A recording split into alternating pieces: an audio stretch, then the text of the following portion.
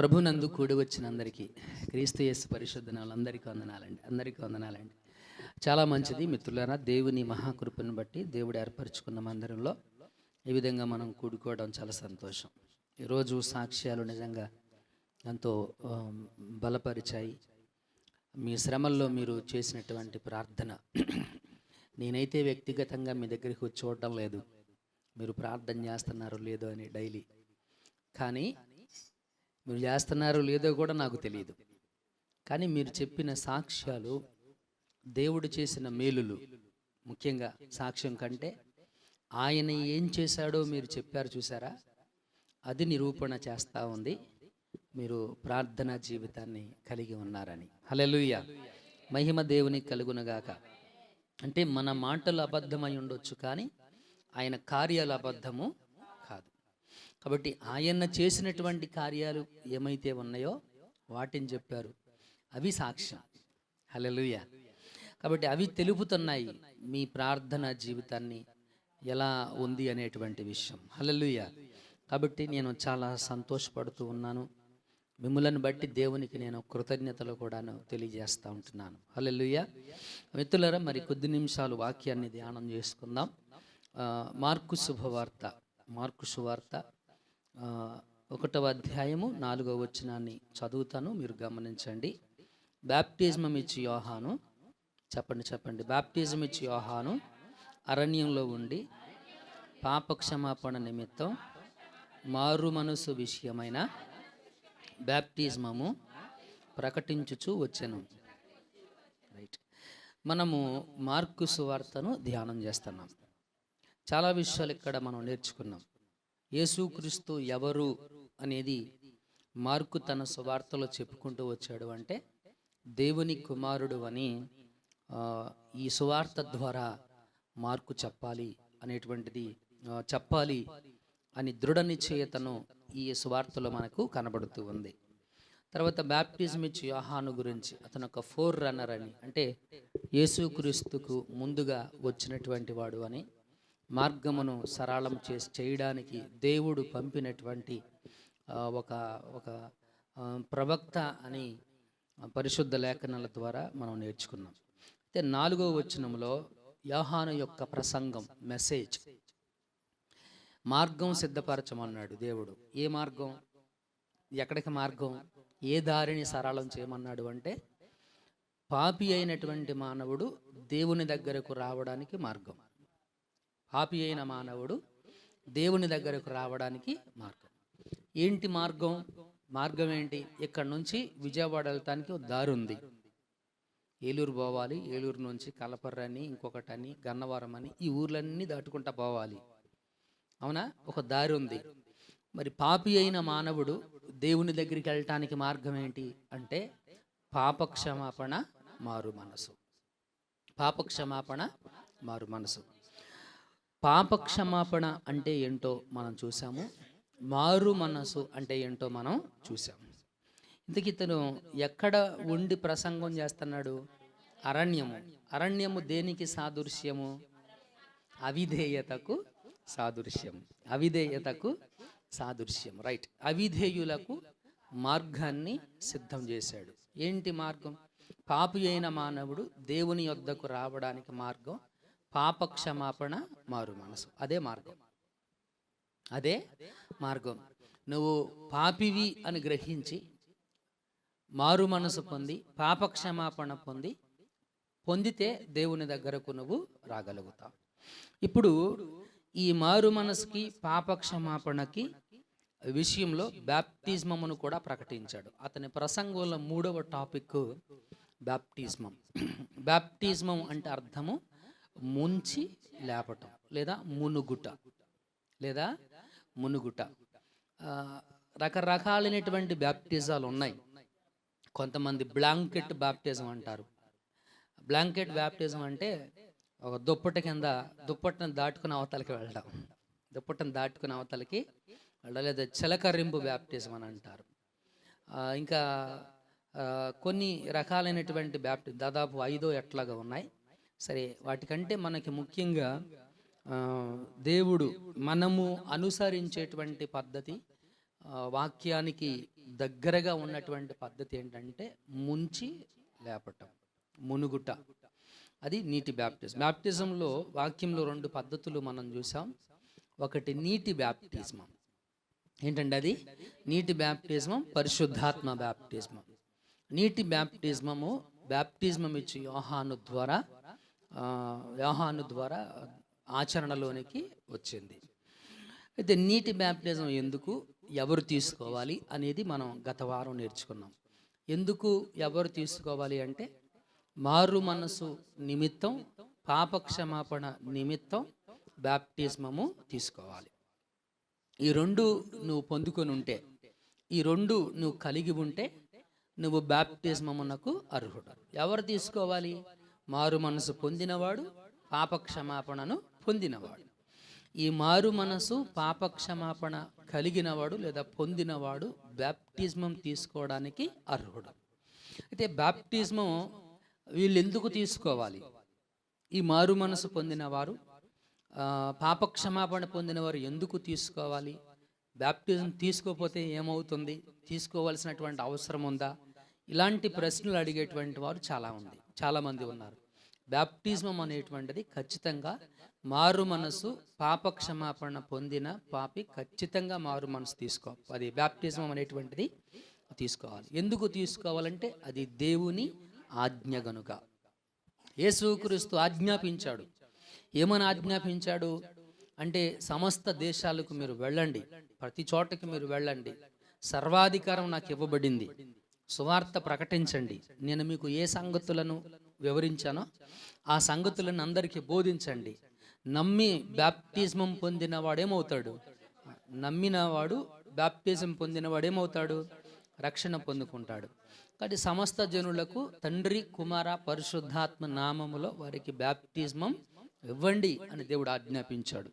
కనుక దేవుని యొక్క ఆజ్ఞ గనుక నమ్మి పాపక్షమాపణ మారు మనసు పొందిన వాడు బ్యాప్టిజమం తీసుకోవాలి. అంత మాత్రమే కాదు, ఈ బ్యాప్టిజమము ఎందుకు అని అంటే, ఈ బ్యాప్టిజమం ద్వారా నువ్వేం చేయగలుగుతున్నావు అంటే, నీ విశ్వాసాన్ని, ఇన్వర్డ్ ఫెయిత్, అవుట్వర్డ్ అపీరియన్స్ అంటాం, ఇంగ్లీష్లో బాగుందన్నమాట. నీ లోపల ఉన్నటువంటి విశ్వాసాన్ని, నీ హృదయంలో జరిగిన మార్పుని, నీ హృదయంలో జరిగిన పాపక్షమాపణను, ఆ విశ్వాసాన్ని నువ్వు బయటకు తెలియపరుస్తున్నావు. బ్యాప్టిజం ద్వారా విశ్వాసాన్ని బయటకు వెల్లడి చేస్తా ఉన్నావు. విశ్వాసం మౌనంగా ఉండదు. విశ్వాసం it speaks and it works. అది మాట్లాడుతుంది, అది పనిచేస్తుంది. శరీరంలోకి మెడిసిన్ పంపిస్తే అది ఎక్కడికి వెళ్ళిందో అక్కడే ఉండిపోదు. అది పని చేయకపోతే వ్యాధి అనేటువంటిది తగ్గదు. అలాగే విశ్వాసం నీ హృదయంలో కలిగితే, పాపక్షమాపణ నీ హృదయంలో జరిగితే, మారు మనసు నీ హృదయంలో జరిగితే, నీ మనసులో కలిగితే, దాన్ని, ఆ మార్పుని, ఆ విశ్వాసాన్ని బయటకు తెలియపరచటానికి బ్యాప్టిజం అనేటువంటి దాన్ని మనం తీసుకోవాలి మిత్రులారా. అప్పుల నిమిత్తమో, లేకపోతే పెండ్లి నిమిత్తమో, భర్తలు మారు మనసులు పొందటానికో, లేకపోతే స్వస్థతల నిమిత్తమో, వీటి నిమిత్తము బ్యాప్టిజమము కాదు మిత్రులారా. ఒకవేళ అటువంటిది జరిగినప్పుడు అది మోసపూరితమైనటువంటిది. అదేంటండి? మోసపూరితమైనటువంటిది అంటే దేవుని వాక్య విరుద్ధమైనటువంటి బోధ. అది చాలామందిని మనం చూస్తూ ఉంటున్నాం.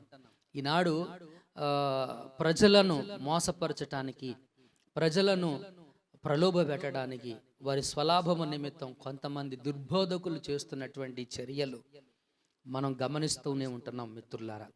ఎవరికైనా అప్పులుంటే, అమ్మ బ్యాప్టిజం తీసుకోండి, దేవుడు మీ అప్పులన్నీ తీరుస్తాడు. అమ్మ బ్యాప్టిజం తీసుకోండి, నీ కొడుకుని ముందు మానిపిస్తాడు, మీ ఆయన ముందు మానిపిస్తాడు. ఇటువంటి దుర్బోధలను విశ్వసించకండి.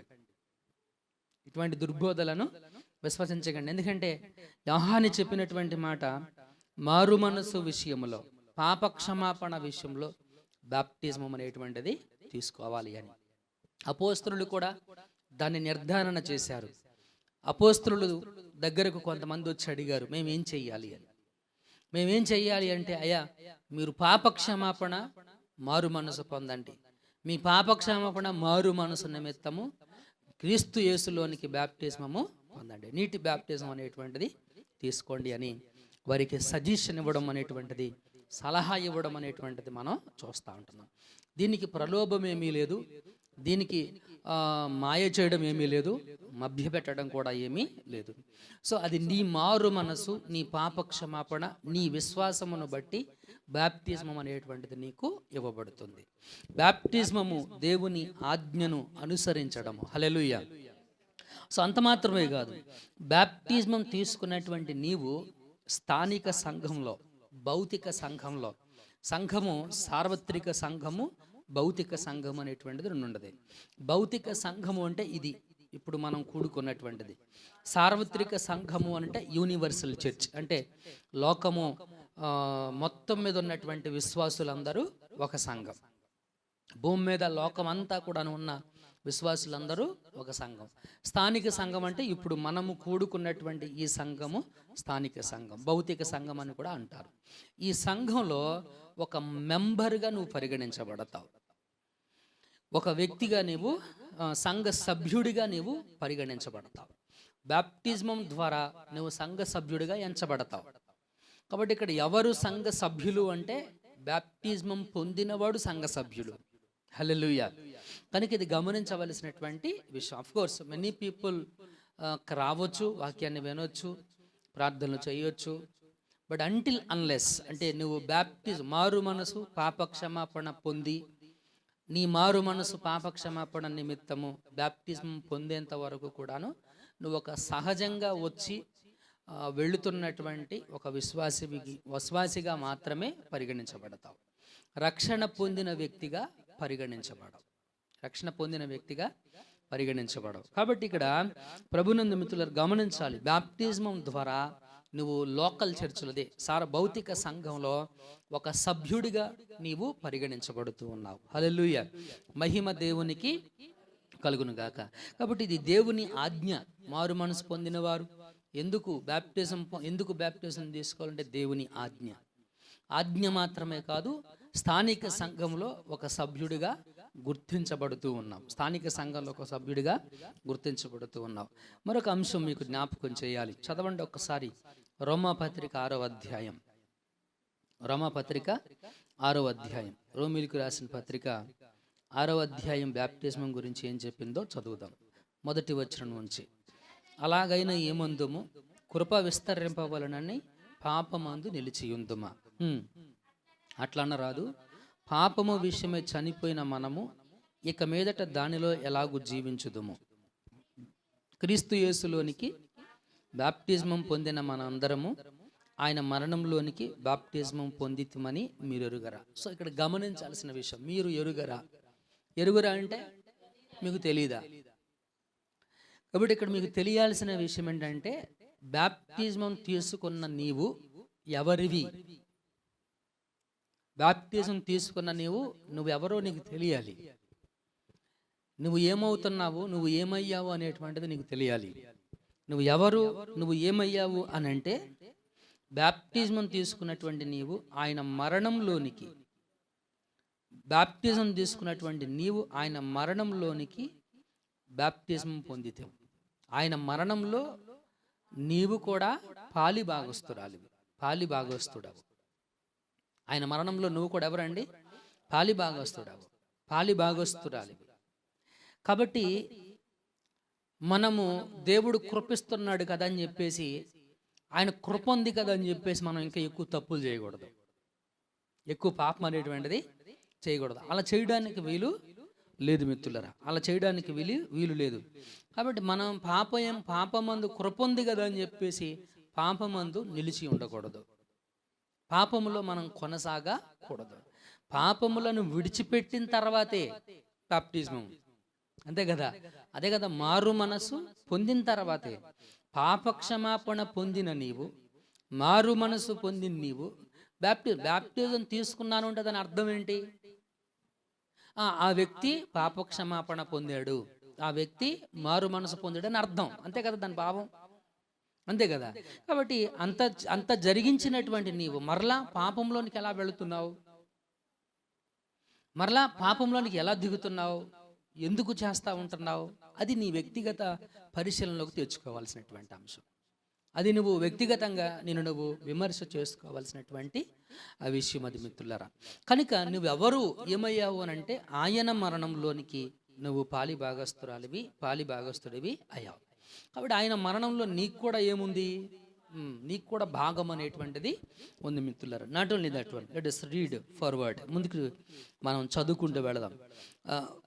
కాబట్టి తండ్రి మహిమ వలన క్రీస్తు మృతుల్లో నుండి ఎలాగూ లేపబడినో అలాగే మనం నూతన జీవము పొందిన వారమై నడుచుకొనున్నట్లు మనము బ్యాప్టిజం వలన మరణంలో పాలు పొందుటకై ఆయనతో కూడా పాతి పెట్టబడితిమి. గమనించాల్సినటువంటి విషయం, బ్యాప్టిజం పొందినటువంటి నీవు నూతన జీవాన్ని పొందుకున్నటువంటి వ్యక్తివి. ఏ జీవం అంటే అది నూతన జీవం. నూతన జీవం అంటే ఏంటి? అప్పుడప్పుడు మనం అంటాం వాడు చచ్చి బ్రతికాడు అంటాం. అంటే దాని అర్థం ఏంటి? అప్పటికి ఆ చచ్చి బ్రతికిన రోజుకి అంతకు ముందు లైఫ్ వేరుగా ఉంది, ఆ చచ్చి బ్రతికిన తర్వాత లైఫ్ వేరుగా ఉంది. అవునా కదా. చచ్చి బ్రతికాడని ఎవరినంట? అంతకు ముందు జీవితాన్ని ఆ తర్వాత జీవితాన్ని పోల్చినప్పుడు ఆ మాట అనగలుగుతాం మనం. అవునా కదా. కాబట్టి బ్యాప్టిజం తీసుకున్నటువంటి నీవు ఒక న్యూ లైఫ్ని స్టార్ట్ చేస్తున్నావు, ఒక క్రొత్త జీవితాన్ని నువ్వు స్టార్ట్ చేస్తున్నావు. కాబట్టి ఆ క్రొత్త జీవితంలో పాపం చేయడానికి అవకాశం లేదు. ఆ క్రొత్త జీవితంలో, ఆ న్యూ లైఫ్లో, ఆ నూతన జీవితంలో పాపం అనేటువంటిది లేదు. అంతకుముందు చేసావు, అంతకుముందు తెలియక అజ్ఞానివై మూర్ఖుడివై ఏదో ఒక విధముగా బుద్ధి లేకో జ్ఞానం లేకో ఏదో ఒక విధంగా అంతకుముందు జీవితంలో పాపం చేసావు, పాపంలో నడుచుకున్నావు. బట్ ఆఫ్టర్ ద బ్యాప్టిజం నువ్వు ఇంత మారు మనసు పొంది ఇంత పాప క్షమాపణ పొందిన తర్వాత నువ్వు పాత జీవితాన్ని ఎలా మరలా నీ జీవితంలో అనుసరించగలుగుతావు. కాబట్టి బ్యాప్టిజం పొందినటువంటి నీవు ఏం తెలియజేస్తూ ఉంటున్నావు అంటే నీ నూతన జన్మను, నీ ఆత్మీయ జన్మను తెలియజేస్తూ ఉంటున్నావు. హల్లెలూయా. కనుక మిత్రులారా, నీ ఆత్మీయ జననాన్ని, దానికి తగిన జీవితాన్ని నీవు జీవించాలి. ఆ నూతన జన్మకు తగిన జీవితాన్ని జీవించడానికి మనం ఏమయ్యాము అనంట? పొందిన వారమై నడుచుకొని, నూతన జీవము పొందిన వారమై నూతన జీవాన్ని పొందుకున్నావు. కాబట్టి అలా పొందుకున్నటువంటి నీవు ఏం చెయ్యాలి అని చెప్పాడు. ఆ పొందుకున్నటువంటి నీవు నూతన జీవితాన్ని గడించడానికి ఆయన మరణంలో కూడా నువ్వేమైపోయావంటే ఆయనతో కూడా నీవు పాతి పెట్టబడ్డావు. యేసుక్రీస్తు ఎలా మరణం పొందాడో ఆ మరణంలో నీకు భాగం ఉంది, ఆయన పాతి పెట్టబడినటువంటి విధానంలో నీకు భాగం ఉంది. ఇవన్నీ సంబంధం ఉంది. భాగం అంటే ఏంటి? సంబంధం అనేటువంటిది నీకు కూడా ఏర్పడింది. ఎలా ఏర్పడింది? బ్యాప్టిజం ద్వారా. బ్యాప్టిజమును బట్టి ఆయన మరణం, ఆయన పాతి పెట్టబడ్డంలో నీకు కూడా భాగం అనేటువంటిది ఏర్పడింది. ఆయన మరణంలోనే కాదు, ఆయన పాతి పెట్టబట్టంలోనే కాదు, ఆయన జీవంలో కూడా నీకు భాగం ఏర్పడింది. ఆయన ఎలాగూ మృతుల్లో నుంచి తిరిగి లేచాడో, ఆయన ఎలాగ చనిపోయిన తర్వాత 3వ దినాన్ని తిరిగి లేచాడో, నువ్వు కూడా చనిపోయిన తర్వాత తిరిగి లేస్తావు. నువ్వు కూడా చనిపోయిన తర్వాత తిరిగి లేస్తావు. Let us read forward. మరియు ఆయన మరణము యొక్క సాదృశ్యమందు ఆయనతో ఐక్యము గలవారమైన ఎడల, ఆయనతో ఐక్యము గలవారమైన ఎడల, ఇక్కడ మరలా గలవారమైన ఎడల అన్నాడు. ఎడల అంటే నువ్వు ఆయనతో నీకు సంబంధం అనేది ఏర్పడితేనే. చూడండి, అక్కడ బ్యాప్టిజంలో మనం గమనించాల్సినటువంటి విషయం, ఒకవేళ నువ్వు ఐక్యము, ఒకవేళ అంటే దాని అర్థం ఏంటి? అక్కడ సందేహం ఉంది. ఏంటి ఆ సందేహం? ఒకవేళ నువ్వు గనక ఐక్యము లేకపోయి ఉన్నటువంటి వ్యక్తివి అయితే గనక ఆయన పునరుద్ధానంలో నీకు భాగం అనేటువంటిది లేదు. ఇక్కడ గమనించాల్సినటువంటి విషయం, 2 భాగాలుగా చేద్దాం ఆ వాక్యాన్ని. ఇక్కడ నీటి బ్యాప్టిజం తీసుకున్నటువంటి నీవు ఆయన మరణంలో భాగము, నూతన జీవంలో భాగము, ఆయన పాతి పెట్టబట్టంలో భాగం. ఇక్కడ వరకు ఒక భాగం, ఒక పార్ట్గా మనం చూద్దాం. ఇప్పుడు విషయం ఏంటి అని అంటే ఇక్కడ మరలా చెప్పాడు, ఇక్కడ భాగము అనేటువంటిది మనకు ప్రస్తావన చేస్తూ ఈ ఈ 5వ వచనంలో కొంచెం విడదీసి మాట్లాడినట్టుగా మనకు కనబడుతుంది. ఏంటి ఆ ఆ వేరుబాటు ఏంటి అని అంటే, ఆయన మరణము యొక్క సాదృశ్యమందు ఆయనతో ఐక్యము గలవారమైన ఎడల, ఆయన పునరుద్ధానం యొక్క సాదృశ్యమందు ఆయనతో ఐక్యము గలవారమై ఉందుము. చూడండి, బాప్తిజమం పొందిన దగ్గర నుంచి కూడాను నువ్వు మరణించేంత వరకు కూడా నీ జీవితం చాలా ప్రాముఖ్యమైనటువంటిది. ఆ జీవితం నీ కొరకు నువ్వు జీవించకూడదు. అక్కడి నుంచి నువ్వు బాప్టిజం పొందిన తర్వాత దేవుని నిమిత్తం, దేవుని కొరకు నీ జీవితం ఉండాలి. అందుకే పౌలు అన్నాడు, బ్రతికిన క్రీస్తే చావైతే మేలు. చావైతే ఏంటంట. కాబట్టి అక్కడి నుంచి ఆ జీవితం నీ కొరకు కాదు, అది దేవుని కొరకు నువ్వు జీవించాల్సినటువంటి జీవితం. కాబట్టి ఆ జీవితాన్ని, దేవుని కొరకు నువ్వు జీవించాల్సినటువంటి జీవితంలో ఆయనతో నువ్వు ఐక్యం కలిగి ఉంటేనే ఆయన పునరుద్ధానంలో నీకు భాగం అనేటువంటిది, సంబంధం అనేటువంటిది నీకు కలుగుతుంది. కానీ ఇక్కడ పాపక క్షమాపణ పొందుకోవడం, మారు మనసు పొందుకోవడం ఒక ఎత్తు అయితే, బాప్టిజం వరకు ఒక ఎత్తు అయితే, బాప్టిజం తర్వాత నీ క్రొత్త జీవితాన్ని దేవునితో ఐక్యం కలిగి ఉంటేనే పునరుద్ధానంలో భాగం అనేటువంటిది ఉంటుంది. అందుకే యేసుక్రీస్తు చెప్పాడు, ప్రభువా ప్రభువా అని నన్ను పిలుచు ప్రతివాడు కూడాను ఆయన రాజ్యానికి వారసులు కారు. అంటే బాప్టిజం తీసుకున్న తర్వాత నూతన జీవితాన్ని ప్రభు కొరకు కాకుండా,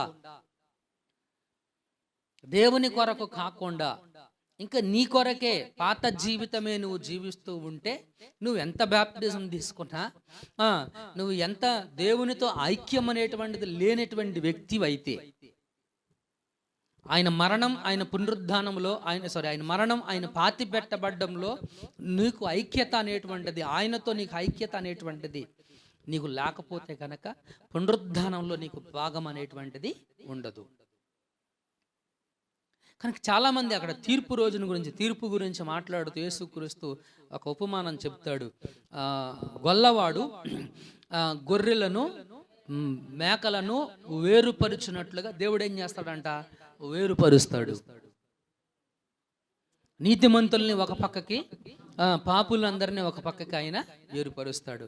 ఈ వేరు చేసినప్పుడు కొంతమంది అంటారంట, నీ నామంలో మేము అద్భుతాలు చేయలేదా, నీ పేరు చెప్పి మేము దెయ్యాన్ని నిలగొట్టలేదా, నీ పేరు చెప్పి మేము అది చేయలేదా, మేము ఇది చేయలేదా అని అంటారంట. అప్పుడు యేసుక్రీస్తు ఏమంటాడు, అక్రమము చెయ్యువారులారా. ఏం చేశారంట వీళ్ళు? అక్రమం. ఏం చేశారు వీళ్ళు? దేవుని పేరు చెప్పి అక్రమం చేశారు, దేవుని పేరు చెప్పి దుర్మార్గం చేశారు, దేవుని పేరు చెప్పి చెడ్డగా నడుచుకున్నారు. చెప్పింది దేవుని పేరే, కానీ నడిచింది ఎలాగా? చెడ్డగా నడిచారు. దేవుని పేరు చెప్పి దుర్నీతిలోనే జీవించారు, దేవుని పేరు చెప్పి పాపంలోనే నడుచుకున్నారు. కాబట్టి ఇలాంటి వారిని దేవుడు ఏమంటున్నాడు అంటే, అక్రమం చేసిన వారులారా. ఆడ గుర్తు చేస్తాడు వాళ్ళకి, అయ్యా నేను ఆకలితో ఉన్నాను, భోజనం పెట్టారు, నాకు దాహం వేసింది, మంచిళ్ళు ఇచ్చారు, నేను వస్త్రహీనుడిగా ఉన్నాను, మీరు నాకు వస్త్రం ఇచ్చారు. ఇన్ని ఇబ్బందులు పడతా ఉన్నప్పుడు నా ఇబ్బందులన్నింటిలో మీరు తోడై ఉన్నారు అని అంటే, అసలు నీకు ఎప్పుడు ఆకలి వేసింది, మేము ఎప్పుడు అన్నం పెట్టలేదు. వీళ్ళు ఏమంటున్నారండి, అక్రమం చేసేవాళ్ళు, నువ్వెప్పుడు వస్త్రహీనుడై ఉన్నావు, మేమెప్పుడు నీకు బట్టలు ఇవ్వలేదు. ఈ విషయం మాకు ముందే తెలుసుంటే నీకు తీసుకొచ్చి ఇచ్చేవాళ్ళమే కదా. ఆ వస్త్రాలు, ఆహారము, ఆ దాహము ఏదైతే ఉందో, నువ్వే ఆ ఆపదలో ఉన్నావంటే తీసుకొచ్చి ఇచ్చేవాళ్ళం కదా అని అంటారు వీళ్ళు. అయ్యా నేను కాదు, మిక్కిలి అల్పుడైనటువంటి ఈనా సహోదరునికి. ఎవడంటే ఇతను? మిక్కిలి అల్పుడైనటువంటి నా సహోదరులు ఒకనికి మీరు చేశారు కాబట్టి నాకు చేసినట్లే. మిక్కిలి అల్పుడైనటువంటి నా సహోదరుడికి ఒక్కడ కూడా మీరు చేయలేదు అంటే నాకు చేయనట్లే. కాబట్టి మనుషులకు మనం చేసేటువంటి పరిచర్య ఏదైతే ఉందో, అది మనిషికి నేను చేస్తాననేటువంటి భావనతో మనం ఎప్పుడు చేయకూడదు. ఆ భావనతో నువ్వు చేసినప్పుడు అది నీకు ఏమాత్రం కూడా ఆశీర్వాదము కాదు. మనుషులకు నువ్వు చేసేటువంటి ఉపకారము మంచి ఏదైతే ఉందో ఆ మంచి నువ్వు ఎవరికి చేస్తున్నట్టుగా చేయాలి? దేవునికి నేను చేస్తున్నట్టుగా చేయాలి. దేవునికి చేసినట్టే చెయ్యాలి. అదే మనుషులకు చేసినట్టుగా మనం చేసామనుకోండి, చేయలేము. ఎందుకు చేయలేము అని అంటే వాడు భిక్షగాడికి కనపడతాడు, నీచుడిగా కనపడతాడు. ఎందుకంటే వాడు భిక్షగాడికి వాడికి జుట్టు అంతా ఇదిగా ఉంది, లేకపోతే చూడ్డానికి చండాలంగా కనపడ్డాడు, అసహ్యంగా కనబడుతూ ఉన్నాడు. కాబట్టి వాడు మనుషుడిగానే చూస్తున్నావు, నువ్వు మనుషుడిగాడే చూస్తున్నావు. వాడిని అంటుకోవడానికి ఇబ్రికం వేస్తూ ఉంటుంది, కాబట్టి నువ్వు చేయలేవు. అదే ఆ చేసే పని ఏదైతే ఉందో, ఆ ఉపకారం ఏదైతే ఉందో, అది ప్రభువునకు చేసినట్టుగా నువ్వు నీ భావన, ఇది నేను ప్రభువునకు చేస్తున్నాననేటువంటి హృదయం నీలో ఉంటే, నువ్వు ఎంత నీచమైనటువంటి పనైనా, అంటే నా ఉద్దేశం నీచం అంటే ఎంత నీచుడైనా అతడు, ఎంత అసహ్యంగా అతడున్నా, ఎంత చెడ్డవాడుగా అతడున్నా, అతనికి మనము ఎంత చెడ్డవాడుగా అతనున్నా అతనికి మనము ఉపకారం అనేటువంటిది, మేలు అనేటువంటిది మనం తప్పకుండా మనము చేయగలుగుతాం. మిత్రులారా, గమనించాల్సినటువంటి విషయం, ఐ థింక్ ఒరిస్సా ప్రాంతానికి వచ్చాడు ఆస్ట్రేలియా నుంచి ఒక మిషనరీ ఒరిస్సా ప్రాంతానికి వచ్చాడు. ఆయన పేరు సంథింగ్ ఏదో ఉంది, బళ్ళాళ్ళతో పొడి చంపాడు కదా. అతను కుష్టి వ్యాధిగ్రస్తులకు చేసినటువంటి పరిచర్య గురించి మీకు జ్ఞాపకం చేయాలి. ఇక్కడ ఎలా అతను పరిచర్య చేశాడు అనంటే, కుష్టి వ్యాధిగ్రస్తులకు వాళ్ళ కుష్టు మీద, పుండ్ల మీద పురుగులుంటే ఆ పురుగుల్ని తీయటానికి అతడు చేత్తో తీల. అర్థమవుతుందండి? చేతులతో ఆ పురుగుల్ని తీసి పక్కన పెట్టాల. కుష్టి వ్యాధిగ్రస్తుల్ని మనం ఎలా చూసేవాళ్ళం అంటే, ఊరికి బయట ఉంచడమో, దూరంగా ఉంచడమో, అసలు వాళ్ళ దగ్గరికి కూడా వెళ్ళడం కాదు, ఒక అంటరాని వాళ్ళగా చూసేవాళ్ళం. కానీ ఈ మిషనరీ గారు ఎలా చూశారు అని అంటే మిత్రులరా, వారికి చేతులతో తీసిన, పళ్ళతో తీసిన అది ఎలాగుండేదంటే, వాళ్ళకి ఇప్పుడు పచ్చి పుండు మీద మనం ఏలు పెడితే ఎలాగుంటుంది? బాధగా ఉంటుంది. పెదవులతో ఆ పురుగుని వాళ్ళకి హాని జరగకుండా, నొప్పి తగలకుండా చేసేవాడు అంట. ఎంత అద్భుతమైనటువంటి పరిచర్య, ఎంత ఆలోచింపజేసినటువంటి పరిచర్య, ఎంత అద్భుతమైనటువంటి పరిచర్య. అయితే అతను చేసేటప్పుడు నేను ఇతనికి చేస్తానని అనుకోలే, నేను చేసేది దేవునికి అని అనుకున్నాడు. మిత్రుల ఆశ్చర్యాన్ని కలిగించింది, అతని కుమారుడు కూడా అదే పరిచర్య చేశాడు. విషయం ఏంటంటే, కొంతకాలానికి ఒక రోజున ఆయన వాళ్ళ అబ్బాయి పక్కన నుంచి ఏదో పని చేస్తూ ఉంటే, ఏదో ఒక ఇనప వస్తువు జారి కాలు మీద పడిందంట. కాలు మీద పడితే అది పడిన సంగతి కూడా అతనికి తెలియలా. ఎందుకంటారు? ఆయనకు కూడా కుష్టి వచ్చింది. కుష్టి వ్యాధిగ్రస్తునికి స్పర్శ తెలియదు. ఆ కాలు మీద పడితే ఆ కాలు మీద అంత పెద్ద వస్తువు పడిందన్న సంగతి కూడా అతనికి తెలియలా, స్పర్శ లేదు. ఎందుకు లేదనంటే, ఆయనకు కూడా ఆ వ్యాధి అనేటువంటిది సంక్రమించింది. అయినప్పటికీ అతను ఆ పరిచర్యను అలాగే కొనసాగించాడు. ఆయన కుమారుడు కూడా వచ్చింది ఆ క్రమంలో. Mother Teresa, the great women mother Teresa, ఆవిడ కూడా అలాగే ఒక పిల్లలకు చదువు చెప్పడానికి ఈ అనాథ పిల్లలకు పోషణ నిమిత్తమై ఆహారాన్ని సేకరించేటువంటి క్రమంలో మార్కెట్లో ఉన్నటువంటి షాపులకు వెళ్ళి ఫండ్ని రైజ్ చేస్తూ ఉన్నప్పుడు ఒక కొట్టు దగ్గరికి వెళ్ళి, అయ్యా మాకు అనాథ పిల్లలకు మేము భోజనం పెట్టాలి, ఏదైనా ఉంటే సహాయం చేయండి అని అడిగితే, ఆ షావుకర్ ఏం చేశాడు అని అంటే, అని చేతిలో ఊసాడంట. ఆ ఉమ్మిని ఇలా చేత్తో పట్టుకుని ఇలా వెనకాల పెట్టుకొని, ఇది నాకు, మరి నా పిల్లలకి ఏది అని అడిగిందంట. ఎంత అద్భుతమైనటువంటి సహనం. ద న్యూ లైఫ్, నూతన జీవం. ఈ నూతన జీవంలో, నూతన జీవానికి తగినటువంటి జీవితాన్ని గనక క్రీస్తుతో గనక నువ్వు ఐక్యముగా జీవించకపోతే గనుక పునరుద్ధానంలో నీకు పాలి భాగస్తులు అనేటువంటివి ఉండవు. 5వ వచనం, ఆయన మరణం యొక్క సాదృశ్యమందు ఆయనతో ఐక్యము గలవారమైన ఎడల, ఆయనతో నువ్వు ఐక్యము కలిగి ఉంటే, అంటే కొంతమంది ఉంటారు బాప్టిజం పొందిన తర్వాత, పాపక్షమాపణ పొందిన తరువాత, మారు మనసు పొందిన తరువాత దేవునితో ఐక్యముగా ఉండని విశ్వాసులు కొంతమంది ఉంటారు. అందుకే అన్నాడు, ఐక్యముతో, ఆయనతో నీవు ఐక్యము కలిగి ఉండిన ఎడల అంటే అలా నువ్వు ఉంటే. ఉండకపోతే పునరుద్ధానంలో ఏం లేదండి, చోటు అనేటువంటిది లేదు. ఆయనతో ఆయన పునరుద్ధానం యొక్క సాదృశ్యముందు ఆయనతో ఐక్యము గలవారమై ఉంతుము. అప్పుడుంటావు. ఎప్పుడుంటావు? రక్షణ పొందడం, బాప్టిజం తీసుకోవడం ఒక ఎత్తు పని అయితే, రక్షణ పొందిన తర్వాత ఈ నూతన జీవితాన్ని జీవించడం మరొక ఎత్తు. ఈ నూతన జీవితాన్ని ఆయనతో ఐక్యము కలిగి ఉంటే అప్పుడు నీకు పునరుద్ధానంలో ఏముంటుందంట? రైట్. అందుకంటే యేసుక్రీస్తు అంతము వరకు సహించాలి. ఎవరు ధన్యుడు? అంతము వరకు సహించిన వాడు ధన్యుడు. కాబట్టి మీరు మీ వ్యక్తిగత జీవితాల్లో, అందుకనే ఆయన ప్రసంగం, బాప్టిజం ఇచ్చి యోహాను యొక్క ప్రసంగంలో మరొక మాట చెప్తాడు. ఆయన ఏమంటాడు అని అంటే, మారు మనసునకు తగిన ఫలము ఫలించండి, మారు మనసునకు తగిన ఫలము ఫలించండి అని పరిశుద్ధ లేఖనంలో దేవుడు హెచ్చరిస్తూ ఉంటున్నాడు మిత్రులారా. అందుకని 6వ వచనం ఏం చెప్పిందో చదవండి. ఏమనగా, మనమికను పాపమునకు దాసులమై ఉండక పాప శరీరము నిరర్ధకమగునట్లు ప్రాచీన స్వభావము ఆయనతో కూడా సిలువ వేయబడినని ఎరుగుదుము. ప్రాచీన స్వభావం ఏం చేయాలంట? మనం ఆయనతో కూడా సిలువ వేయబడింది అనేటువంటి విషయం నీకు తెలియాలి.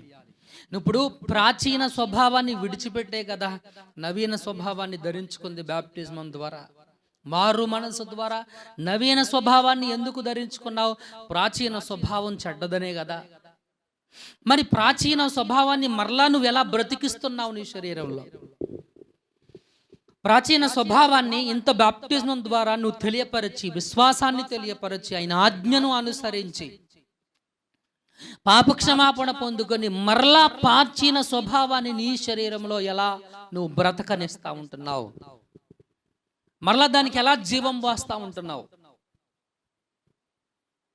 ఎలా మరలా మనం దానికి జీవం పోస్తా ఉంటున్నాం? అంటే అసలు రక్షణ పొందలేదనా? లేకపోతే నువ్వు తీసుకున్న బాప్టిజం నువ్వు మోసపోయావనా? వ్యర్థంగా బాప్టిజాన్ని తీసుకున్నావా? అసలు మారు మనసు అనేది జరిగిందా? రక్షణ అనేది జరిగిందా? ఈ పాపక్షమాపణ అనేది నిజంగా నువ్వు పొందుకున్నావా? వీటన్నిటిని కూడా నువ్వు పరిశీలనకు తెచ్చుకోవాల్సి వస్తూ ఉంటుంది. కాబట్టి నీ విశ్వాస జీవితం అనేటువంటిది ఎలాగుందో ఈరోజు నువ్వు పరీక్ష చేసుకోవాలి. నీ నూతన జీవితం ఎలాగుందో ఒకసారి పరీక్ష చేసుకోవాలి. నీ నూతన జీవితంలో నువ్వు దేవునితో ఐక్యము కలిగిన వ్యక్తిగానే ఉన్నావా?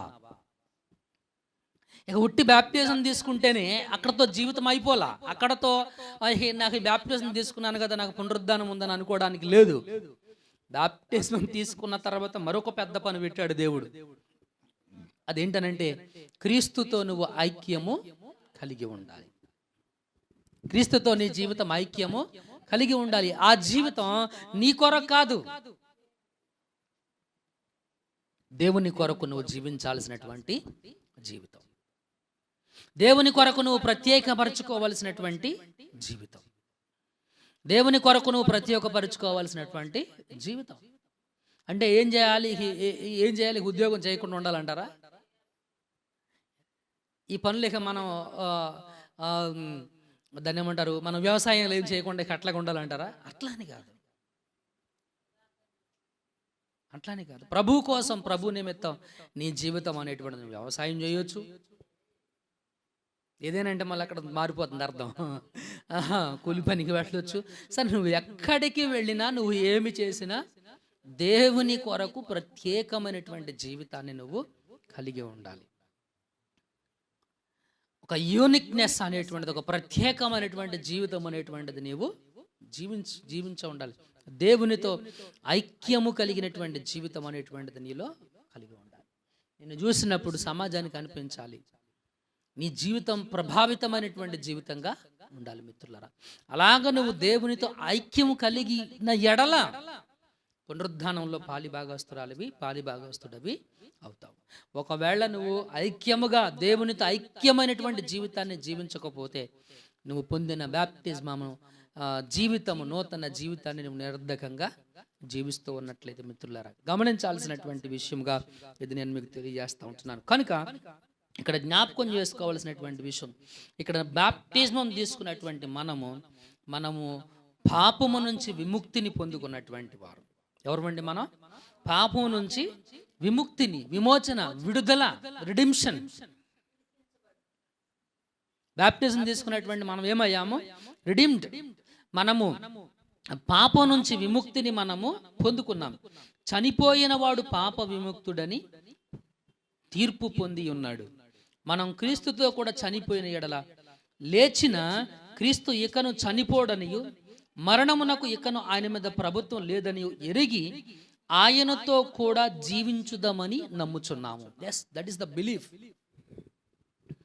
ఈ బాప్తిజం పొందినటువంటి మన విశ్వాసం ఏంటి? ఆయనతో కూడా జీవించుదాము. తిరిగి లేచినటువంటి యేసుక్రీస్తు మరలా చనిపోతాడా? లేదు. ఒకసారి తిరిగి లేచినటువంటి యేసుక్రీస్తు మరలా చనిపోతాడా? లేదు. మరి బాప్తిజం పొందినటువంటి నీవు, ఆయనతో ఐక్యమై ఉన్నటువంటి నీవు మరలా ఈ భూమి మీద ఈ మరణం అనేటువంటిది నువ్వు రుచి చూసిన తరువాత, ఆ తర్వాత జీవితంలో నీకు మరలా మరణం అనేటువంటిది సంభవించదు. కాబట్టి ఆయనతో కూడా జీవించుదాం అనేటువంటి విశ్వాసము కలిగినటువంటి వారుగా నూతన జీవితాన్ని మనము జీవించాలి మిత్రులారా. కనుక ఈ మారు మనసు పొందిన వారు ఎందుకు బాప్టిజం తీసుకోవాలి? దేవుని ఆజ్ఞ. ఎందుకు తీసుకోవాలి? ఆయన మరణ పునరుద్ధానంలో పాలిభాగస్తులు. ఆయన మరణ పునరుద్ధానంలో పాలిభాగస్తులు మాత్రమే కాదు, ఆ నూతన జీవితాన్ని దేవుని కొరకు జీవించటం, ఆయనతో ఐక్యము కలిగి ఉండడం. ఆయనతో ఐక్యము కలిగి ఉండడానికి, ఈ ఆయనతో ఐక్యము కలిగి ఉన్నప్పుడే నువ్వు తీసుకున్న నీటి బాప్టిజం నాకు విలువ. ఆయనతో ఐక్యం కలిగి ఉన్నప్పుడే నువ్వు తీసుకున్న నీటి బాప్టిజానికి విలువ. ఊరికే సమరయ్య వాళ్ళు తీసుకున్నట్టుగానో, లేకపోతే ఊరికే ఎక్కడో వేరే చోట ఉంటుంది 19వ అధ్యాయంలో కొంతమంది అక్కడ కూడా నీటి బాప్టిజం తీసుకోవటం వల్ల ఉపయోగం ఏమీ లేదు. ఇది గుర్తుంచుకోండి, ఎప్పటికీ కూడాను బాప్టిజం తీసుకోవటం వల్ల నీ అప్పులేం మారవు, నీ ఆర్థిక సమస్యలు ఏమి కూడాను మారవు. అంతే, అదేమి కూడాను మారవు. అవి దేవుడు తీర్చడు. ప్రార్థన చేయి, దేవుడు సహాయం చేయగలిగితే ఆయన ఖచ్చితంగా. అది నీ విశ్వాసం మీద, నీ ప్రార్థన జీవితం మీద, నీ పరిశుద్ధ జీవితం మీద ఆధారపడి ఉంటుంది. ఇంకొక విషయం, బాప్టిజం తీసుకోవడం ద్వారా నువ్వు పరిశుద్ధుడు అవ్వవు. ఇది గుర్తుపెట్టుకోవాల్సినటువంటి విషయం. నీటి బాప్టిజం ద్వారా నీకు పరిశుద్ధత రాదు. పరిశుద్ధతను ఆయన, నిన్ను పరిశుద్ధపరచువాడు ఆయన నిన్ను పరిశుద్ధపరుస్తాడు. ఆయన ఏం చేస్తాడు? ఆయన చేస్తాడు. అది ఆయన చేసేటువంటి పని. నీకు నువ్వు పరిశుద్ధుడవు కాలేదు, అది ఇంపాసిబుల్. అది నీకు నువ్వు నీతిమంతుడవు కాలేవు. ఆయన నిన్ను నీతిమంతుడిగా చేస్తాడు. నిన్ను పరిశుద్ధపరచు యెహోవాను నేనే అని ఆయన చెప్పినటువంటి మాట మనం గుర్తుపెట్టుకోవాలి. హల్లెలూయా. కాబట్టి బాప్టిజం తీసుకోవడం ద్వారా పరిశుద్ధత రాదు. నీటి బాప్టిజం ద్వారా పరిశుద్ధత రాదు. కాబట్టి మరి పరిశుద్ధత ఎలా వస్తుందంటే ఆయన చేస్తాడు. ఆయన ఎలా చేస్తాడు? నువ్వు ఆయన మాటకు లోబడినప్పుడు, ఆయన వాక్యానికి లోబడినప్పుడు, ఆయన వాక్యాన్ని అనుసరించినప్పుడు, ఈ నూతన జీవితాన్ని ఆయన కొరకు జీవించినప్పుడు, ఆయన చెప్పిన మాట నువ్వు చేస్తా ఉంటే నీకు పరిశుద్ధత కలుగుతుంది. ఆయన చెప్పిన మాట నువ్వు చేస్తూ ఉంటే నీకు పరిశుద్ధత అనేటువంటిది కలుగుతుంది. ఇది మనం గ్రహించి గుర్తుపెట్టుకోవాల్సినటువంటి విషయం మిత్రులారా. కనుక బాప్టిజం యొక్క విలువను మనం నేర్చుకుంటూ ఉన్నాం.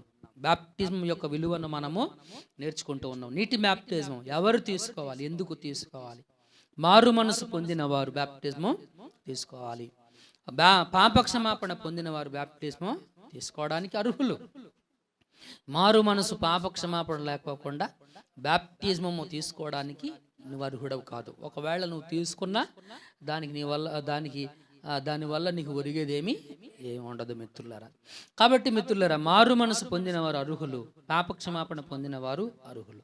ఎందుకు తీసుకుంటున్నాము అని అంటే, విశ్వాసాన్ని లోపల హృదయం లోపల జరిగినటువంటి మార్పుని, విశ్వాసాన్ని, పాపక్షమాపణ బయటకు వెల్లడి చేయడానికి బ్యాప్టిజం అనేటువంటిది మనం తీసుకుంటూ ఉన్నాం మిత్రులారా. బ్యాప్టిజం తీసుకోవాలి ఎందుకనంటే మిత్రులారా, అది యేసుక్రీస్తు యొక్క ఆజ్ఞ. బ్యాప్టిజం తీసుకోవడం ద్వారా నువ్వేమవుతున్నావు అని అంటే, ఆయన మరణంలో, ఆయన పునరుద్ధానంలో పాలిభాగస్తులం అవుతున్నాం. మళ్ళీ చెప్తున్నారు, పరిశుద్ధులం అవుతామని ఎవరు కాదు, మరణ పునరుద్ధానంలో పాలిభాగస్తులం అవుతున్నాం. అంత మాత్రమే కాదు, ఆయన మరణ పునరుద్ధానంలో పాలిభాగస్తులు అవడం మాత్రం అక్కడతోనే జీవితం అయిపోలేదు. ఆ నూతన జీవితాన్ని నువ్వు దేవునితో ఐక్యం కలిగి జీవించాలి. ఆయన మరణంలో, ఆయన పాతి పెట్టబడ్డంలో నువ్వు పాలిభాగస్తులు అవుతున్నావు. పునరుద్ధానంలో ఎప్పుడు అవుతావు? ఈ నూతన జీవితాన్ని ఆయనతో ఐక్యము కలిగి నువ్వు జీవించినప్పుడు పునరుద్ధానంలో నీకు ఐక్యము ఉంటుంది. నిత్య జీవంలో నీకు ఐక్యం అనేటువంటిది, ఆయన జీవంలో నీకు ఐక్యం అనేటువంటిది ఉంటుంది. కనుక మరి నీటి బ్యాప్టిజం పొందినటువంటి మన అందరం కూడా గుర్తు చేసుకోవాల్సినటువంటి విషయాలు ఇవన్నీ కూడాను. నీటి బ్యాప్టిజం పొందావు అని అంటే అసలు ఎందుకు నువ్వు నిజంగా మారు మనసు పొంది బ్యాప్టిజం తీసుకున్నావా? పాపక్షమాపణ పొందే బ్యాప్టిజం తీసుకున్నావా? నీలో పాపక్షమాపణ జరిగిందా? వీటన్నిటినీ మీరు పరిశీలన చేసుకోండి. వీటన్నిటిని మీరు పరిశీలనకు తీసుకోండి. ఒకవేళ మీరు ఇంకా పాపక్షమాపణ పొందకపోతే ఇప్పటికైనా సమయం మించిపోయిందేమీ లేదు. పాపక్షమాపణను పొందండి. ఒకవేళ మీరు ఇంకా మారు మనసు పొందని వారైతే ఇప్పటికైనా మించిపోయిందేం లేదు. మారు మనసు పొందండి, మారు మనసును పొందుకోండి. యేసుక్రీస్తు వలన మన అపరాధములన్నింటినీ కూడా క్షమించబడ్డాయి. నువ్వు ఒప్పుకుంటే ఆయన క్షమిస్తాడు, ఒప్పుకోకుండా ఆయన క్షమించడం. గుర్తుపెట్టుకోవాల్సినటువంటి విషయం ఇది. ముందు నువ్వు ఒప్పుకోవాలి. పాపక్షమాపణ ఎలా పొందుకుంటావు? నువ్వు ఒప్పుకుంటే పొందుకుంటావు. ఆయన క్షమించాడు, ఆయన నీ అపరాధాలకు పరిహారం చేశాడు. అసలు నువ్వు ఒప్పుకోవాలి. కావలసింది ఎవరికి? నీకు. ఆయన చేయాల్సినటువంటి కార్యాలన్నీ ఆయన చేశాడు. కాబట్టి నువ్వు ఒప్పుకున్నప్పుడు క్షమించబడతావు, నువ్వు ఒప్పుకోకపోతే క్షమించబడవు. కాబట్టి క్షమాపణ నువ్వు పొందుకోవాలి. ఇది గుర్తుపెట్టుకోండి. పాపక్షమాపణ మారు మనసు లేని వారు పాపక్షమాపణ పొందండి. పాపక్షమాపణ మారు మనసు పొందినటువంటి వారు నూతన జీవితాన్ని ప్రభు కొరకు జీవించండి. ఆయనతో ఐక్యము గలవారే జీవించండి. అప్పుడు నీకు ఆయన పునరుద్ధానంలో భాగం అనేటువంటిది లభిస్తుంది. ఒకవేళ బాప్టిజం పొందిన తర్వాత నూతన జీవితాన్ని ఆయన కొరకు కాకుండా ఆయన జీవితాన్ని నీ కొరకే నువ్వు జీవిస్తూ ఉంటే పునరుద్ధానంలో నీకు భాగం అనేటువంటిది లేదు. కాబట్టి పునరుద్ధానంలో భాగం నీకు ఎప్పుడు వస్తుంది అని అంటే, నువ్వు బాప్టిజం తీసుకున్నప్పటికీ కూడాను ఆయనతో ఐక్యము కలిగి లేకపోతే పునరుద్ధానంలో భాగం అనేటువంటిది రాదు. లేదా ఆయన జీవంలో భాగం అనేటువంటిది పాలిభాగస్తుడవు కాలేవు. కాబట్టి ఈరోజు ప్రభువు మాటను బట్టి నీటి బ్యాప్టిజం గురించి నేను చాలా క్లుప్తంగా, వివరంగా, డీటెయిల్డ్గా మీకు అర్థమయ్యేటట్టుగా నేను చెప్పాను. కాబట్టి ఇక్కడ పాపక్షమాపణ పొందినటువంటి వారేమో మిగిలిన జీవితాన్ని ఆయన కొరకు జీవించండి, ఆయనతో ఐక్యము కలిగి జీవించండి. పొందని వారేమో పాపక్షమాపణ మారు మనసుని పొందుకోండి. ఆయన ఎవరిని తృణీకరించేవాడు కాదు మిత్రులారా. కాబట్టి మాటలు గుర్తుపెట్టుకోండి. నా ఉద్దేశము మీరు నాతో పాటు ఆయన జీవనంలో పాలిభాగస్తులు కావాలని. అలా మీరు కావాలి అని అంటే మీరు కూడా ప్రభువుతో ఐక్యము కలిగి జీవించండి. తీర్పు రోజున మీరు తృణీకరించబడకూడదు. తీర్పు దినాన దేవుని ముందు మీరు నిలవబడినప్పుడు తృణీకరించబడకూడదు. అక్రమం చేయి వాళ్ళరా మీరు నా దగ్గర నుంచి తొలగిపోండి అని ఆయన మీతో అనకూడదు అని అంటే ఆయనతో మీరు ఐక్యము కలిగి జీవించండి. ఇకనైనా మించిపోయినటువంటిది ఏమీ కూడాను లేదు మిత్రులారా. ఆయన కొరకు జీవించండి, ప్రభువుతో పాటు నిత్య జీవమును అనుభవించండి. హల్లెలూయా. కాబట్టి దేవుని చిత్తం అయితే మరలా వచ్చే వారం మనం పరిశుద్ధాత్మ బాప్తిస్మం గురించి మనం నేర్చుకుందాం. అది చాలా ప్రాముఖ్యమైనటువంటి సబ్జెక్ట్ కూడా, ప్రతి ఒక్కరికి తెలియాల్సినటువంటి విషయం. అది పరిశుద్ధాత్మ బాప్తిస్మం గురించి మరలా వచ్చే ఆదివారం మరలా మనం నేర్చుకుందాము. కృప దేవుడు మనందరికీ తోడయించి నడిపించునుగాక. తలలు వంచండి, కళ్ళు మూసుకోండి, ప్రార్థన చేద్దాం. తలలు వంచి కళ్ళు మూసుకున్నట్లయితే ప్రార్థన చేద్దాం.